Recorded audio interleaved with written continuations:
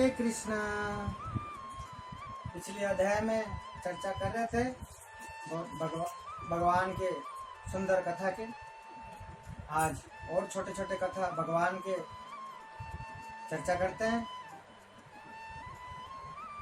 छोटे छोटे कथा के अंदर, छोटे छोटे कहानी के अंदर भगवान को सरल भाषा में समझ सकते हैं।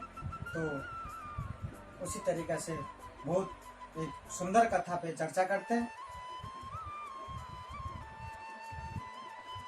जब कौरव और पांडव का युद्ध हुआ था, कौरव एक साइड पे कौरव की शिविर लगा था, एक साइड पे पांडवों की शिविर लगा हुआ था। तो इसके अंदर क्या है, एक मुद्दा, मेन पॉइंट ये है, अपन उस पे क्लियर कर रहे हैं कि प्रतिज्ञा बड़ा है या आशीर्वाद बड़ा है। प्रतिज्ञा बड़ा है या आशीर्वाद बड़ा है, वो कैसे? कौरव एक साइड पे और पांडव एक साइड पे।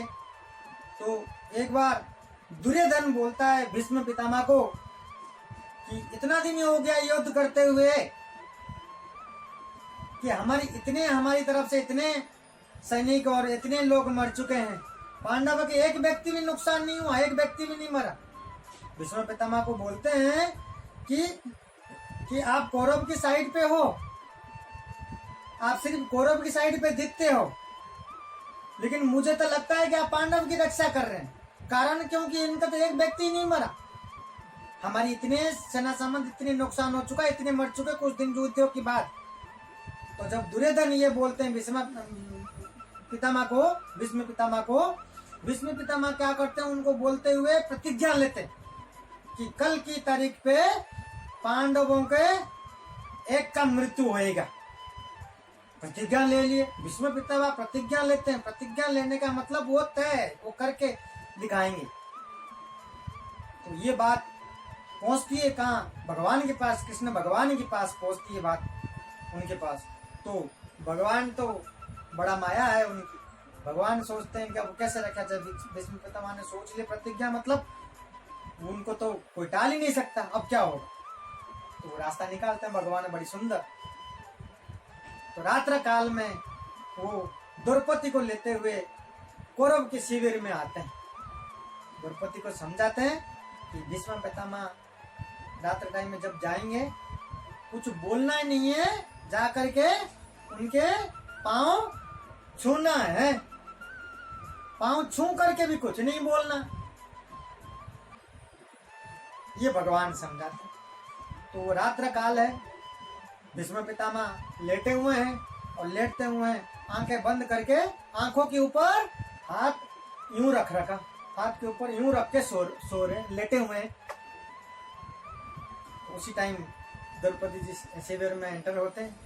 एंटर होकर के पांव छूते हैं, कुछ बोलते नहीं, छूने के बाद में भी कुछ नहीं बोलते। तो भीष्म पितामह सोचते हैं तो कौरव की तरफ से आया होगा, कोई कौरव के किसी माताएं होंगी, कोई होगा। तो ये सोच करके ये क्या कह देते हैं, क्या आशीर्वाद दे देते हैं, अखंड सौभाग्यवती भव, अखंड सौभाग्यवती भव, ये बोल देते हैं। अब ये जो वचन दे देते हैं, इस पहले काल के अंदर ये होता था, जो वचन दे दिए ऋषि मुनियों ने, जो कह दिए मतलब वो तय है। तो ये आशीर्वाद दे देते ही वो तो कोई साधारण मनुष्य नहीं थे, उनको लग जाता है कुछ तो गड़बड़ कर दिया मैंने, और वो आंख उठा करके देखते ही एकदम चौंक जाते हैं। ये क्या है? द्रौपदी को देख करके सोचते हैं ये तो कृष्ण का ही काम है, सोचते हैं ये तो कृष्ण भगवान का ही काम है। फिर वो उठ करके चलने लगते हैं। तो भगवान द्वार पे ऐसे हाथ बांध करके खड़े हैं और भगवान कहते हैं भीष्म पितामह को कि अब बताइए, प्रतिज्ञा बड़ा है कि आपके आशीर्वाद बड़ा है? तो भीष्म पितामह क्या जवाब देते हैं कि मैं रहूंगा तो मेरी प्रतिज्ञा बड़ा होगा ना। आप और एक काम और कर देना, कल युद्ध क्षेत्र के अंदर अर्जुन से मेरे ऊपर बाण चला देना, अर्जुन को कह करके मेरे ऊपर बाण चला देना। तो मेरा प्रतिज्ञा भी सही है और आशीर्वाद भी सही है। ये कहते हैं उनको, भगवान को। फिर और एक विनती करते हैं कि मेरी शेष काल के अंदर मैं एक विनती करता हूँ, आप मुझे वचन दीजिए, शेष काल के अंदर आप मेरे पास ही होना चाहिए। मैं आपका दर्शन चाहता हूँ अंत काल में, जब मैं निकलना चाहता हूँ इस संसार से, तो आपके दर्शन चाहिए और उस समय आप मेरे पास होना चाहिए, मेरे पास ही देखना चाहता हूँ, वचन दो।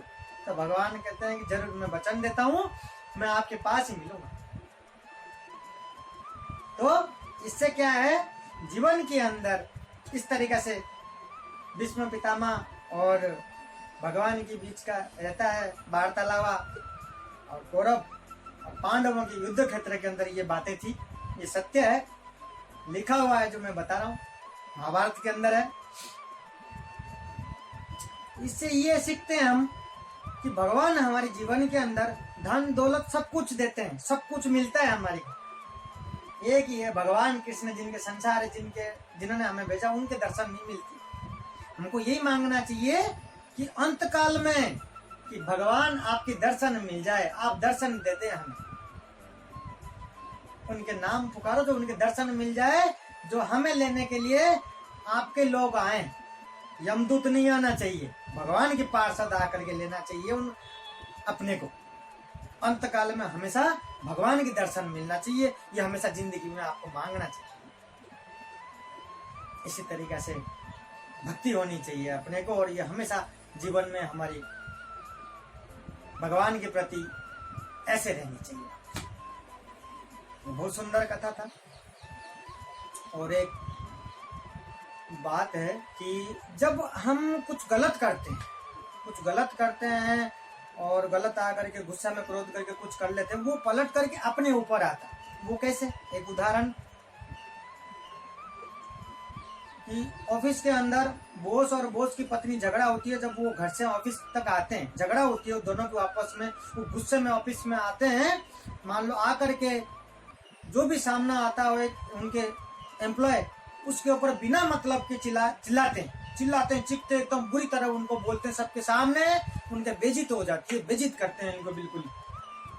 उनको गुस्सा है, गुस्सा जब आता है किसी न किसी के ऊपर उतरता ही है। तो जो वो एम्प्लॉय को वो सुन करके बड़ा गुस्सा आता है कि बिना मतलब में मुझे इस तरीके से सुना रहे, और वो बॉस है, उनको तो कुछ बोल नहीं सकता। तो वो जब निकल करके फिर जब घर जाता है, वो गुस्सा में चूर के घुटता रहता है। और जब घर जाता है, घर जा करके वो क्या करेगा, अपने पत्नी के ऊपर चिल्ला करके घुसते ही उनके ऊपर जाकर उतारता है सारे गुस्सा। तो फिर पत्नी क्या करती है, इनको बोल नहीं सकता पतिदेव को। पत्नी क्या करती है, अपने बच्चे के ऊपर उतारते। बच्चे के किसके ऊपर? सबसे जो छोटा बच्चा था, बड़ा नहीं, उसके नीचे वाला, उसके ऊपर उन्होंने उतार दिया।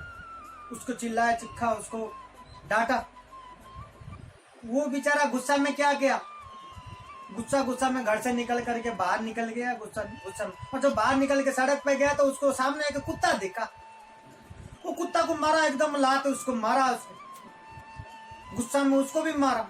उसका गुस्सा था वो उसने उसके ऊपर उतारा। इसी तरीके से एक दूसरे के ऊपर गुस्सा उतारते हुए तो उसने कुत्ता पे मारा। वो कुत्ता क्या बोला कि चिल्लाते हुए भागता हुआ एकदम चौराहे की तरफ जा रहा था। और जब आगे गया तो आगे सामने एक व्यक्ति मिला, उस व्यक्ति को उसने काट लिया। कुत्ता को गुस्सा आ रहा था, इसने मारा था, वो दूसरे को काट लिया। और जिस दूसरे को काटा वो व्यक्ति कौन था? वो ऑफिस के बॉस थे। वो ऑफिस के बॉस थे। तो जीवन के अंदर इसी तरीका से हम किसी के गलत करते हैं, किसी के नुकसान करते हैं, तो इसी तरीके से घूमता हुआ अपने पास आता। कहावत है कि जो खड्डा खोदता है वो खड्डा पे वही गिरता है। तो ये भी अपने को जीवन में ध्यान रखना है कि किस तरीके से अपने गुस्सा क्रोध से बच करके, इन सब चीजों से मन को शांत रख करके इन सब चीजों को टैकल करना है। तभी जीवन में शांति मिलेगी, खुशी मिलेगी। ये सब चीजें अपने को जीवन में ध्यान रखना होगा। और अगले अध्याय में भगवान की बहुत अच्छी कथा और चर्चा करते हैं। इस तरीके से भगवान को जान पाएंगे। छोटे छोटे कहानी में छोटे छोटे भगवान की जो लीलाएं हैं उसी बारे में सुन करके उसमें सब कुछ अपने मिलता है, उसमें चर्चा करेंगे। हरे कृष्णा।